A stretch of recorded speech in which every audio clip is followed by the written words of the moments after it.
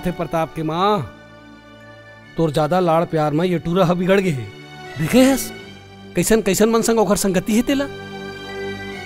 मैं का जानत रही हूँ ये रोगा कुलबोरू का गुंडा मन धर के आई घर में की के। ये राधा के भाई नो है, कसाई है कसाई।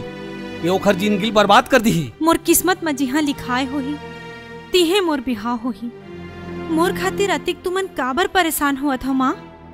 अरे पगली हमन तो दुश्मन थोड़े अन बेटी, तोला जानबूझ के कुआं में नहीं ढकेलन।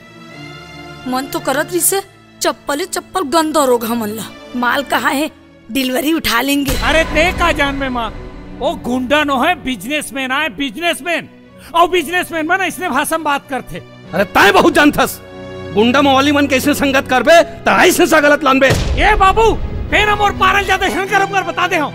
और मुंह मागी लगे रोगा अपन बाप ला धम का थत रे। हैं तय जी है कि बेती है राधा के बिहाव ला आंखें मुंद के कर देबो का। जाके और रोगा तोप सिंह भूई फोड़ ला कह देबे हमारे रिश्ता मंजूर नहीं है। हाँ माँ मेरा जबान दे चुके हो। और ना वो तोप सिंह बहुत पहुँच वाला आदमी है। अवैया चुनाव में मोला जनपद अध्यक्ष पर कहीं से भी जीता हूँ कहीं बोले है। माने नेता बने बर तय अपन बहिनी के सौदा करत हस रे। अरे तोला तो चुल्लू भर पानी में डूब के मर जाना चाहिए। तू मन मोर काम में अड़ंगा झंडा लो, नहीं तो मोर से पूरा कोई नहीं बता दे।